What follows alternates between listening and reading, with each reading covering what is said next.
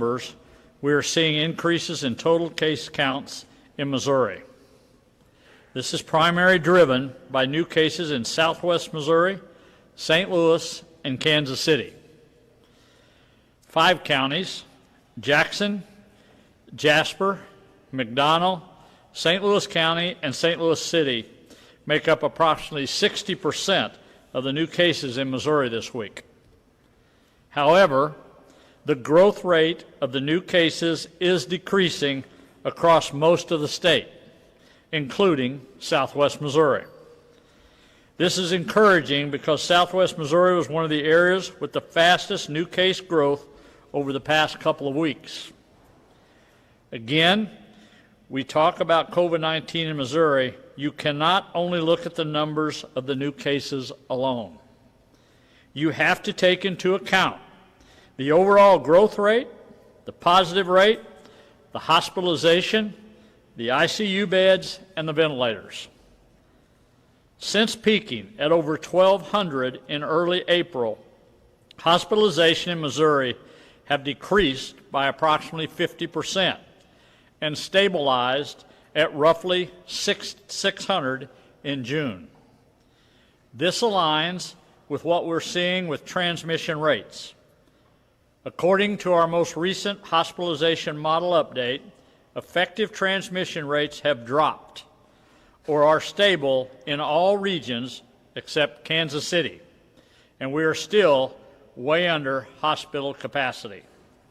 So looking at the data as a whole, Missouri is still in a good place. We are comfortable with where we are at, and we continue to safely move forward with our recovery efforts.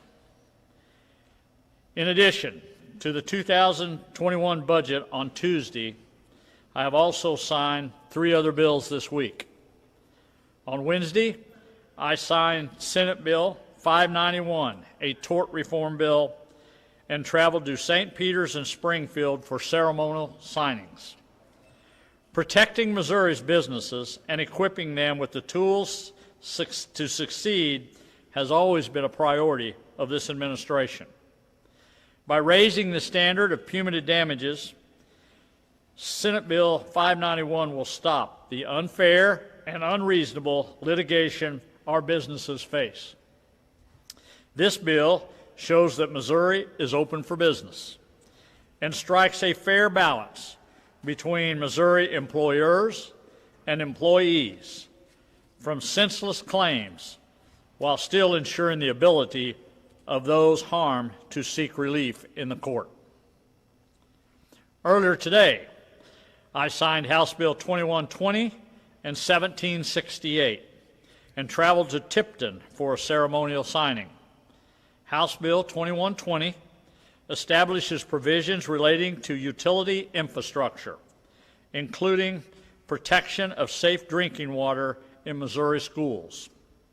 House Bill 1786 extends the Missouri Broadband Grant Program, which is currently set to expire in 2021, an additional 6 years through 2027.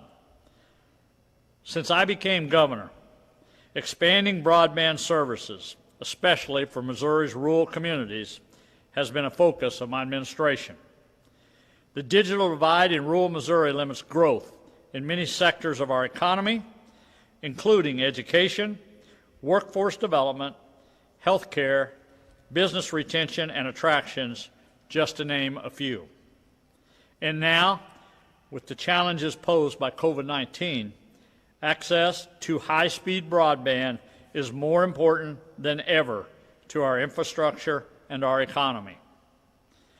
By extending the Broadband Grant Program, House Bill 1786 builds on our efforts to bridge the digital gap and bring the best possible broadband services to all Missourians. Today, we are also excited to announce nearly $50 million to support broadband expansion across Missouri, including support for telehealth and education. Ensuring Missourians have access to telehealth and education is critical during these times. These are not optional services, and we want to do our best to increase productivity across the state. Today, Director Dixon is here to share more details about how this funding will be used. Director? Thank you, Governor. Hi, I'm Rob Dixon. I'm the Director of the Missouri Department of Economic Development. And throughout this pandemic, as a state, we've been tested in so many different ways, and thankfully we're seeing signs that our economy is coming back. And as we've seen over the last few weeks, we've been able to celebrate several companies creating jobs all across Missouri. But even though we're seeing signs of recovery, we're not out of the woods yet. We can certainly learn from this experience and build our infrastructure in a way that makes our economy more resilient to shocks like this one. And today, broadband internet is the backbone of a resilient economy. Unfortunately, many Missourians lack access to high-speed internet, and that's why the governor has prioritized these investments. Some 300,000 households, 195,000 K-12 students, and 54,000 businesses and farms lack high-speed internet access. And today, action taken by Governor Parson will help thousands of Missourians go to school, go to work, and go to the doctor. Today, as the governor mentioned, we are announcing nearly $50 million for funding our state's digital infrastructure. This includes $5.25 million to support the expansion of telehealth services, $2.5 million in grants for libraries, $20 million for the expansion of broadband to unserved and underserved households with students, vulnerable populations, and individuals who've been encouraged by their employers to telework. Additionally, there will be an additional $20 million for K-12 and higher education institutions, which you will hear more about next week. On the telehealth side, by partnering with the Missouri Telehealth Network within the School of Medicine at the University of Missouri, we look forward to improving access to telehealth for those most susceptible to COVID-19. With the allocated $5.25 million, we can secure more than 12,000 hotspots that can be accessed by the state's 29 federally qualified health centers and 26 community mental health centers. On the library front, for some Missourians, the only internet access available to them is through their local library. And by making these institutions a critical vehicle to rapidly deploy these services will certainly improve their access. We'll be able to use the $2.5 million to purchase hotspots and Wi-Fi-enabled devices to support telehealth and distance learning for the state's libraries in partnership with the Missouri Secretary of State and the Office of the State Librarian. In addition, as I mentioned, we're making $20 million available for broadband providers that rapidly expand broadband connections during the pandemic. These funds will be able to reimburse a portion of the expenses incurred as a result of connections made in those unserved and underserved areas since the pandemic began, and it will also directly address future needs. The funds will be accessible to all broadband providers and will be technology neutral as long as they construct broadband network capable of delivering a minimum of 25 megabits per second download and 3 upload. Finally, in addition to these efforts to respond to COVID-19, we're also planning for the future. And together with our partners at the Missouri Association of the Councils of Government, we've recently applied to the United States Economic Development Administration for Technical Assistance Planning Grant to help accelerate broadband in the areas of the state most impacted by the pandemic. Finally, I want to thank and recognize Tim Arbeiter, who's here with us today, the Director of the Office of Broadband Development for the state of Missouri within the Department of Economic Development, certainly for Tim's hard work and leadership, and he'll be here in a few moments to answer any questions that you may have. Finally, economic recovery and public health are two sides of the same coin. Today's action by the governor to direct these resources will certainly help expand broadband access in our state and will help us both on the public health and our economic recovery efforts. I would certainly encourage anyone who's interested in learning more to please visit our website at showmestrong.mo.gov/broadband to learn more. Thank you.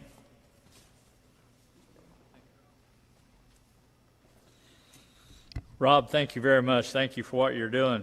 Tim's kind of anxious to get up here in front of you. I could see that up here, so it'll be his first time up here. So let me just say, with everything going on, we were talking the COVID-19 situation, even with the protests that dominated the news during the last 3 or 4 months.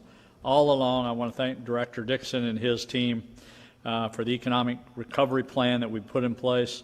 the broadband, all the things that had to go on behind the scenes that most of us didn't know about, or most people didn't know about at the time, but how important that was for us to move forward, our state forward. And we talk about broadband, we know some weaknesses we had during this time, but I think the reality of why broadband is so important right now is what we've seen over the last several months. And those two keys are education and health care, to how we're going to provide those services across the state. So I thank Rob and his department for what he's doing. And Tim will be up here shortly. He'll be eager to answer your questions here on that. You know, let me just finish up by saying, as we head into the 4th of July weekend, I want to again remind everyone to be safe, smart, and responsible. We want everyone to enjoy the holiday, but we cannot let our guard down. As you get outside and spend time with family and friends, please remember to be cautious, and social distancing is a priority. Holiday or no holiday, this is still the most important step we can take to keep Missouri on track, is social distancing. And if you can't social distance, wear a mask and take additional precautions. Use common sense, avoid large, congested crowds, continue to protect yourself, your families, and your neighbors. The 4th of July for this country, for this state, is a very special time for all of us. It's a time that we remember why we're all here today and the sacrifices that was made for all of us to be here today. No matter where you're at in the state of Missouri, no matter where you're here at the governor's office, whether you're in the media corps out there, the 4th of July is a time that we celebrate who we were and all the challenges this country and this state have went through over the years. Tough times and good times that we've went through. And each time, Missouri's answered the bell to do their part to get over these issues. This time is no different in our state. We've seen a lot of things happen over the last few months across this state. It's probably a good time for everybody to reflect on who they are as individuals, about our families, about our friends, and about what it's really like to help one another. That's really who we are as Americans. It's really who we are as Missourians. And if we all could come together and sit down and figure out solutions to problems, there is a way for us all to do better. And at this time, that challenge should be on all our minds. Too many times, we're not thankful for the things we do have, and we need to appreciate them more. And we need to quit worrying about all the things we don't have. And it's a special time of year to reflect on that and what it means for each one of us, no matter where you live in this state. Whether you're in rural Missouri, whether you're in urban Missouri, whether you live in a big city, whether you live in a poor neighborhood, rich neighborhood, or somewhere in between, we're all Missourians, and we should be here for each other, trying to make life better. And if there's one thing that we all should be doing, is making sure the next generations have the same opportunities we have and make it better. That's why we all need to take a little time and reflect over the 4th of July, what it really means, and the sacrifices made for other people, for all of us to be here today. So with that, Teresa and I want to wish everybody a safe and happy 4th of July. Thank you for being here, and God bless the great state of Missouri, and God bless the United States of America. Kelly? All right, thank you, Governor. Director Dixon and Tim Allbutter. Kirk? I don't know if this is on, yeah. On the broadband money, what's the source of that? Is that CARES Act money or general revenue? Or Yeah, we're utilizing the state's allocation of the CARES Act funding. And of course, with the CARES Act, there are a wide variety of rules and regulations that we have to follow. And so all of these programs have been designed specifically to meet the CARES Act guidelines. We'll also be publishing additional information about the guidelines and the application process over the coming days, and you can find out some more on our website as well. Yeah, I was going to ask about timing in terms of, is this first an application period, then? Yeah, do you want to take that, Tim? Absolutely. Very good question. Actually, on the broadband provider program, the $20 million, the program guidelines and application will be posted later today, if not done so already. So that'll be available, as we speak, with a deadline of July 22nd for the provider component piece. The other second program that will be made available today is the libraries program. This is the $2.5 million allocation for the libraries. That program will go live today and has a deadline of July 31st for Missouri's libraries to apply for those grants for that technology and ability to access those for distance learning and telehealth strategies in their home communities. Emily? Is there a certain spot in Missouri that you really need to start focusing for broadband? Obviously, students had to learn at home a lot these past few months, so is there a specific area?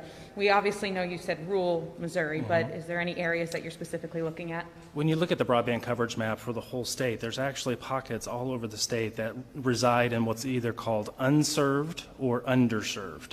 And so let me give a little bit of definition of that. By state of Missouri definition and the Federal Communications Commission, unserved are those residents or households not receiving 10 megabits down, 1 megabit up. So they're not receiving that. So that's kind of the lowest rung, if you will, or no internet at all. The second rung is called underserved, which is getting 10.1, but not quite 25.3. So 25 megabits down, 3 megabits up. These resources will mirror very similar to the current broadband grant program, where providers must meet a minimum of 25.3 or higher. Some providers are actually able to deploy at 50 megabits, 100 megabits symmetrical, and even providers are out there doing gigabit symmetrical internet. Connor? Hi. The commissioner of DESE said, just of course, there's the big disparity in the virtual divide between students. So will this $50 million, what's the timeline of getting this to these underserved populations? Sure. As we move forward, maybe thinking about the fall coming up with virtual learning? You bet. I would defer to my colleagues at DESE and Department of Higher Education and Workforce Development. So I would say stay tuned for more details related to those programs next week. But yes, the intent for those two programs is to close that gap for those students that were really in that gap, that they couldn't experience online learning, whether that be all the way down into kindergarten level, all the way up to the senior in college. And so I would say stay tuned, more to come on that front. Ryan? Yes, Kelly, thanks. Question for you, Tim, and I have a question for Director Dixon. For you, Mr. Arbeiter, the telehealth angle, what can you share with us on that, about what that specifically will do? Of course. As we ran some analysis and data, it was estimated just over 90,000 of Missouri citizens could not access medical care during this time. It's a continued issue that, again, as we face with the pandemic, facilities closed down. So a lot of medical care or nursing care really was pushed to that distance or to the online presence. Many of our citizens do not have access to internet, and even some of our citizens don't have access to strong cellular networks. So they are literally in that internet desert, if you will. So this particular resource is leveraging an existing network called the Missouri Telehealth Network through the University of Missouri's School of Medicine. So leveraging that network that's already been in existence for years, working with the federally qualified healthcare clinics and the community mental health clinics to help stand up some technology and access to hotspots for those clinics to be able to check out to their clients, their clienteles. And these are levels of populations that are of high financial need or have very low connectivity.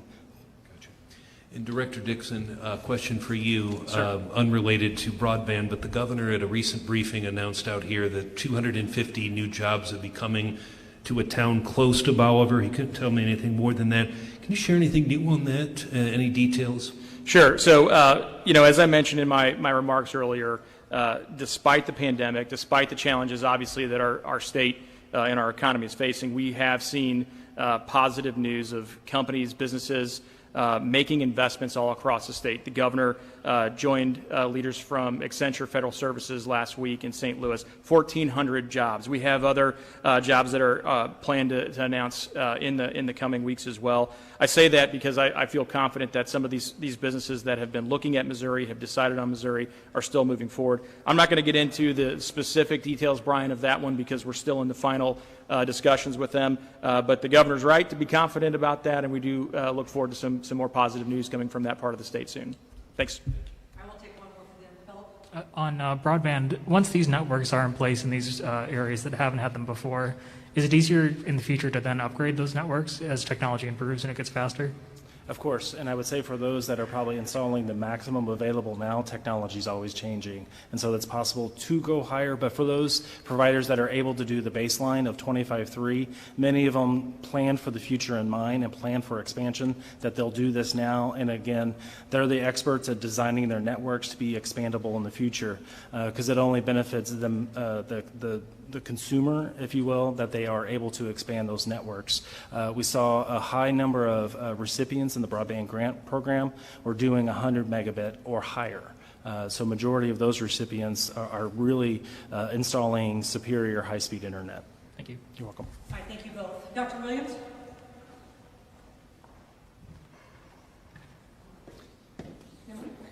Dr. Williams, I just have a question about the phases. Do you think that, sorry, that was echoing. Do you think that 2 phases was enough for Missouri? We see other states with 4 and 5 phases implemented, and now we only had 2 phases in Missouri, but number of cases are going up. Do you think that there might have been a better chance that if you had more phases that we wouldn't see an increase in cases? Well, you bring up a good point. As you compare states, those are obviously arbitrary terms, phases. What we really looked at in Missouri is 3 areas. One was the acute phase, and as the governor just said, that was really represented by a peak in community transmission on April 7th. And then as we moved into May, we moved into a recovery phase. And so I think it was a very orderly, well thought out transition. And then subsequently in June, we've moved into opening up. So those really are the 3 phases that have made a tremendous sense, a tremendous example of what makes sense for Missouri. Now, when you talk about the cases going up, again, as the governor said, you can't just look at the actual number. You've got to look at the R0, which in Missouri remains around 1.2, remembering at its peak it was about 2.8 in Missouri. You've got to look at the positivity rate, which again in Missouri on a 7-day rolling average of new cases is about 4%, maybe 4.5. And we also, you know, those things are variable because how many tests you do and how many people present. But one thing that you can hang your hat on a little bit is hospitalizations, because that really shouldn't fluctuate. That should be, although it's a lagging indicator, it ought to be a very good indicator of the burden of disease in your state. And I just looked at it before I came over here, and we look at it by region. And even in the St. Louis region, which was an outlier and it peaked up a little bit this week, when I look at 7-day trends around the state, it is reassuring for our hospitalizations, much less our ICU and ventilatory capacity, which are really at an all-time low. So I hope that helps. And Dr. Williams, it's been about 3 months since there were those major outbreaks at some meat processing plants in the state. I was talking to someone from Montauk County just this morning, and they said that those outbreaks really helped kind of form their response system, and they said it's been going pretty well so far for them. So just kind of on a statewide level, how did those outbreaks help kind of format the state's ability to respond, and overall how do you feel that the state has been responding? Yeah, thank you, because you know, one of our commitments is, the governor says always get better every day, especially in an emerging novel virus in which you should be learning something new every day. And I got the nicest note from Triumph up in Buchanan this week saying that they are really in a much better place than they were. And so that's been encouraging for our friends. I just got off the phone about 2 hours ago with Tyson down in McDonald County, that, you know, there is another side to this. And you talk about Saline and Montauk County, All of those were processes in which we learned very valuable things and really developed this boxed-in strategy that we have found very, very helpful. And just to give you an example of how effective that is, and it's just an incredible teamwork. We've done 43,000 tests, I think it's in the last 7 to 10 days, in just long-term care facilities alone. And one day we did 14,000 tests in one day in Missouri. So it's just incredible to me that when I think back to mid-April, that now we have the capacity to go into these 100 long-term care facilities that just have one patient and one staff member and do 43,000 tests in a week's time. It's a real testament to a lot of people working together very well. Thank you. Two more, Philip and then Destiny. Hey, Philip. The increases in Kansas City and St. Louis, is that community transmission? We believe so, yeah. We looked at that. When I look at the hospitalizations in Kansas City this morning, I felt that they're stable compared on a week rolling average. I looked at those. I think what you'll find there is they're concerned that younger people, that their R0 was 0.89 about 2 weeks ago, and now I think it's about 1.1, maybe I don't think it's quite 1.2. And so thank you for the question, because as we reiterate going into July 4th weekend, that if you're a young person or anyone and you're going out, as the governor just said, it is so important to still use hand sanitizer, to social distance, and to wear a mask if you need to. If the situation presents itself, you need to wear a mask. So thank you. Hi, I know that you already touched on some ways that people can have some personal responsibility, but are you worried at all about a repeat of the Lake of the Ozarks or anything like that this weekend? I think it's something I am concerned about. I mean, it's warm weather. People have been sheltering many times. I think especially for young people in their 20s and 30s, it's real tempting to want to go out and socialize and congregate. I would greatly appreciate your help in getting out the message this weekend that a situation like we had at Lake of the Ozarks, where people are literally right next to each other even though they're outside, we really don't want to duplicate that. We don't want to lose ground. We've worked so hard to get to where we are. And so if you're going to be in that situation, wear a face mask. And better yet, social distance. Be 6 feet apart, even in those situations. So I greatly appreciate your help as we enter into this weekend of helping get that message out. Thank y'all. Thank you, Dr. Williams. Governor Parson. Yeah, before it gets started, Brian, quit throwing me under the bus, would you? About them jobs down there close to my hometown. They keep asking me that. I think I got out in front of that a little bit. My director's back here saying, why'd you say that, on that? But anyhow, questions? Hi, Governor. So the numbers of unemployment claims went up this week after they had been falling for the past 10 weeks. This is the first week they're up again. Do you think this is an anomaly, and what's driving it, and how are you reacting to it now?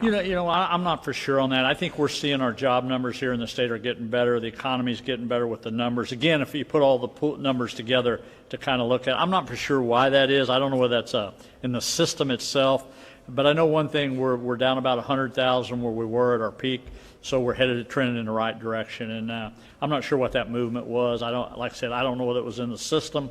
Again, there's a lot of things going on within the system itself on trying to make sure we get everything right and get the people in there. It's still overwhelming over there. We're still at 300,000 plus. But I think overall the economy is looking better every day. I think people are going back to work, and you see that when you're out there. Now that I'm getting out there a little bit, you're starting to see people get back out and get active. So are you concerned at all that it may continue to go up, or are you thinking that this is just maybe? No, I don't see it continue going up. I don't. I don't know what that particular issue is about, but I keep thinking every week more and more people are going to go back in, they're going to go back to work, more businesses are going to open up, and I think you're going to see people going back into somewhat, quote, a normal lifestyle, whatever that might look like in the future. But I think we're headed in the right direction. I really do here in the state of Missouri. I think when you look at unemployment numbers, when you look at things we're seeing, and the businesses are starting to get engaged, and I think just the business announcements we've had in the last week or two were Accenture up there, 1,400 new jobs, a wire company in Sedalia, some rumors about a company coming down close to Bolivar, Missouri, bringing in new jobs and everything. So I think we're heading in the right direction. I do. Thank you, Brian. Governor, good afternoon. Two quick questions, one about civil unrest and the other about the drinking water bill today. I had a few listeners say that they've seen some extra fencing going up near the Hazelwood City Hall today, near Florissant. Do you know if the National Guard is still up in North County? I know they were at least a few weeks ago in Florissant, so that's my first question. And two, the bill you signed today on the safe drinking water that's aimed at the lead in the water in the schools. How important is that bill, Governor? Thank you. Yeah, let me just start off with the schools and the water. I think it's really important. I mean, you know, getting clean water in today's times, what we've seen over time, really starting to focus on that. Water's just always essential to us. One is lifestyle, but everything we utilize has water involved in it. And especially when you get to schools, you want to make sure we get that right, that water quality is right. So I think passing that bill, making everybody draw a little attention to it and step up a little better to deliver that is a good thing. The Guard is available. We have the Guard available on standby if we should need the Guard for any incidents over the weekend. But I'm going to go back to what I said earlier. And it doesn't matter whether you're at the Lake of the Ozarks in the swimming pool or you're in a crowd of protest. There's no difference in the two of how you're spreading the COVID-19. COVID-19 is out there. Whatever groups you're in, it's going to be there with you. So whatever we do this weekend, I guess it goes back to what I said earlier. I would hope everybody would just settle down a little bit. Let's get through this weekend, do the best we can for each other, and to keep this state safe. But there's no, if you get into a big crowd, no matter where you're at in the state, that risk is going to be there. And you've got to realize that risk is there when you go. And I know it's 4th of July. I know there'll be lots of family events. I know there'll be lots of public events. We'll be out there some myself. But I'm going to try to make sure that I do my part to do social distancing when I'm out there as governor of the state every day. We did that ever since day one. Hi, Governor. As the economy improves, what's your approach to evaluating the withholds that you enacted this week? Will you kind of look month to month if revenues have improved enough to maybe put some money back into the system, or will you wait until a certain point later in the year to decide that? Well, I think we'll wait till later in the year. On the withholds you're talking about, when will we start putting them back? I mean, as soon as we can. You know, I will go back to where we began in this economy. I mean, it's kind of like the education situation that we're in, where we had to, where the withholds were made on that. Before that time, we had spent, since I've been governor, we put more money into education we ever have. We were looking at ways to give teachers raises, trying to figure out ways that we could change things in the state. All of those things can get back on track, but we got the economy going back. We got to get people back to work. And then the money, the withholds we have right now, we want to release that as soon as we can. That's why we worked with the education community in particular early on to say, hey, this is coming, so you need to prepare for it. And I'm just confident they did. I just think a lot of administrators that I talk to and I know about, DESE, the universities, as you well see how they're responding, they're just buckling down, you know, doing the best job they can. I mean, everybody understands the situation we're in the state, but I want to release the money as soon as I can. So as soon as we can get that money back up, and I feel like we're comfortable enough we can do that, we'll put it right back out. Thank you. All right, any last question? Governor Parson, this has to do with St. Louis. Yesterday, Centene said that they were moving out to North Carolina, and they said that it had to do with good infrastructure and good education in Charlotte instead of bringing more jobs to Missouri and the St. Louis area. What is your response to that? I think it's why we've been priority number 1 and 2, infrastructure and workforce development. That's why we got to do better at that in the states, why we've made it a priority under this administration.